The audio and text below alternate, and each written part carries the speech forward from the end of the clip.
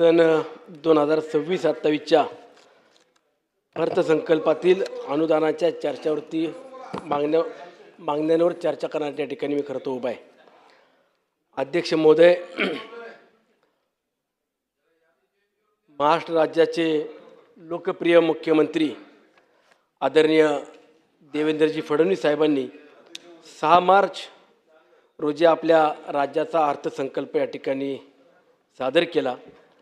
जवळपास 7,69,467 कोटी रुपयाचा असा विक्रमी अर्थसंकल्प सादर करत असताना राज्यातील शेतकरी, ग्रामीण विकास आणि शाश्वत विकासावरती लक्ष केंद्र करून खऱ्या अर्थानं हा अर्थसंकल्प मांडण्याचा त्यांनी प्रयत्न केला आहे.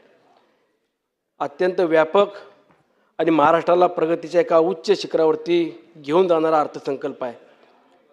कोणताही दुजाभाव न करता सर्व क्षेत्रात, सर्वच भागात, म्हणजे अगदी चांद्यापासून तर बांद्यापर्यंत विकास कामे साधण्याचा प्रयत्न केला आहे आणि या अर्थसंकल्पाचं मी मनापासून स्वागत करतो, त्या अभिनंदन देखील करतो.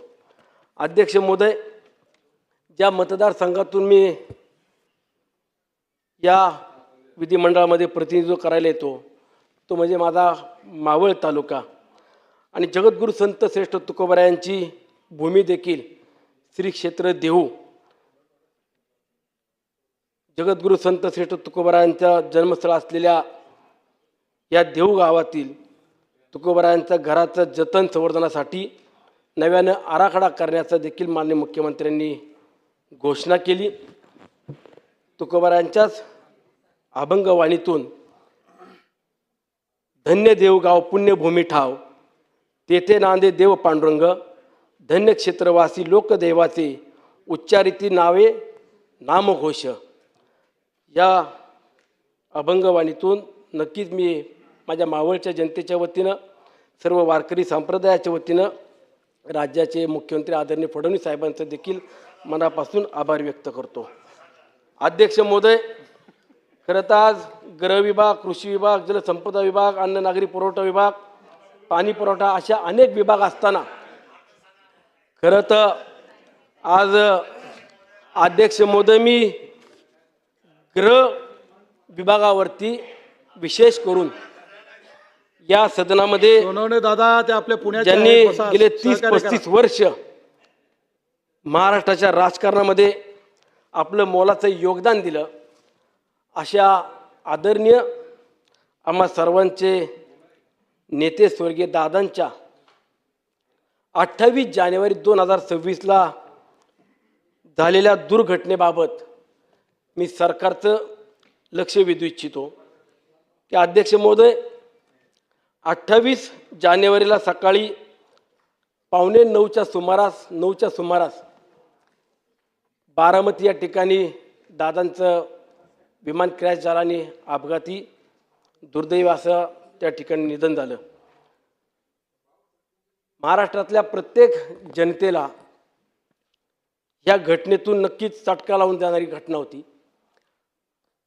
आमच्यासारख्यांना देखील सातत्याने वाटत होतं की दादा नक्की त्या विमानात होते का, नक्की माहिती घ्या, हा प्रकार कशामुळं घडला, घात आहे की अपघात आहे, ही देखील आमची भावना त्यावेळेला नक्कीच उभी राहिली होती. आम्हाला देखील त्या पद्धतीने प्रश्न आमच्या डोळ्यासमोर चिन्ह पडलेले होते. आणि अध्यक्ष महोदय, अशा घटनेनंतरनं आदरणीय या देशाचे प्रमुख नेते पवार साहेबांनी पत्रकार परिषद घेऊन जाहीरपणाने सांगितलं की ही घटना हा अपघात आहे आणि ह्यामुळे झालेलं नुकसान कधी भरून निघणार नाही, अशा देखील भावना आदरणीय पवार साहेबांनी त्या ठिकाणी पत्रकार परिषदेच्या माध्यमातून व्यक्त केल्या. काही काळ गेला आणि त्यानंतर आजपर्यंत या घटनेच्या संदर्भामध्ये वेगवेगळे तर्कवितर्क लावण्याचा प्रयत्न केला, तो आरोप प्रत्यारोप होत असतात आणि त्यातून अनेकांनी ही घटना काय आहे, या घटनेमागचं सत्य काय आहे, ही देखील महाराष्ट्राच्या जनतेसमोर आली पाहिजे असं आमचं देखील मत आहे.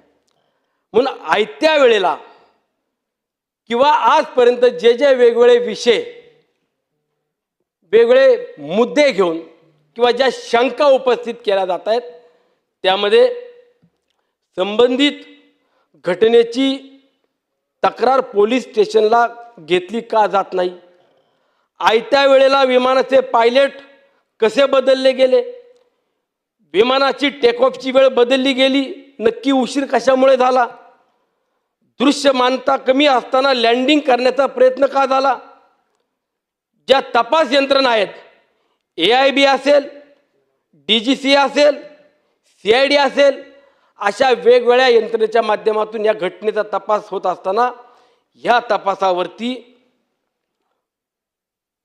कुठला दबाव आहे का, आणि त्याही पलीकडे जाऊन नव्यानं आता तर अजून तपासाअंती काहीच निष्पन्न होणार नाही अशा देखील चर्चा सुरू झालेल्या आहेत. मी राज्याचे मुख्यमंत्री गेले 20 वर्षापासून जवळून पाहतो. कुठलाही कठीण प्रसंग आला तर त्याला सामोरे जाण्याची ताकद आणि धमक कुणामध्ये आहे ते आदरणीय फडणवीस साहेबांमध्ये हे आम्ही देखील अनुभवलेलं आहे. मागील 20 वर्षापासून पाहत असताना दादांच्या घटनेच्या वेळेला जे मुख्यमंत्र्यांनी मी पाहिलं ती परिस्थिती कधीच मुख्यमंत्र्यांची मी पाहिलेली नव्हती.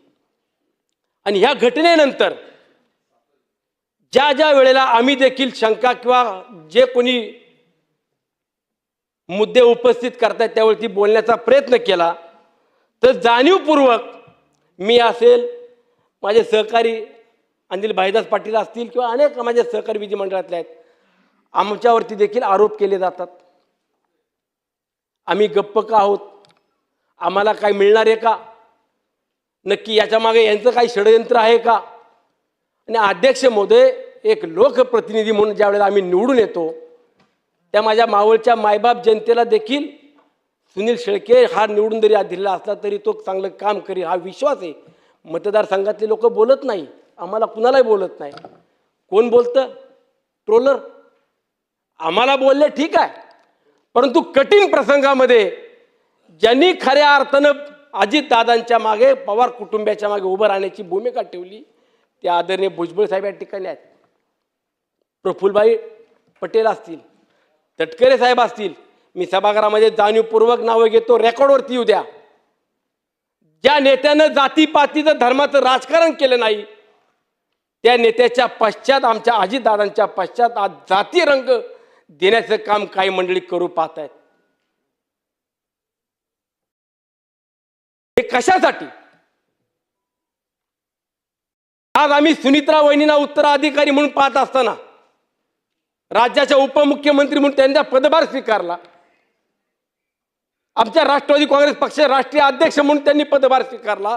आज त्यांच्या मागे आम्ही खंबीरपणाने उभं राहिलो, दादांच्या परिवाराच्या मागे उभं राहिलो. आमची निष्ठा अजितदादाशी आहे, आमची निष्ठा सुनित्रा वहिनीशी, पार दादाशी, जय दादाशी. मग ज्या वेळेला अशा कठीण प्रसंगामध्ये अनेक नेत्यांनी, अनेक समाजातल्या प्रमुख व्यक्तींनी जर पवार कुटुंबियात सुनित्रा वहिनीच्या मागे उभं राहत असेल तर दोष काय? मग अध्यक्ष महोदय, ह्या अशा चर्चा होत असताना महाराष्ट्राच्या जनतेला देखील कळलं पाहिजे म्हणून माझं आव्हान आहे, या सदनामध्ये खुली चर्चा झाली पाहिजे. प्रश्न उत्तराचे आपण अनेक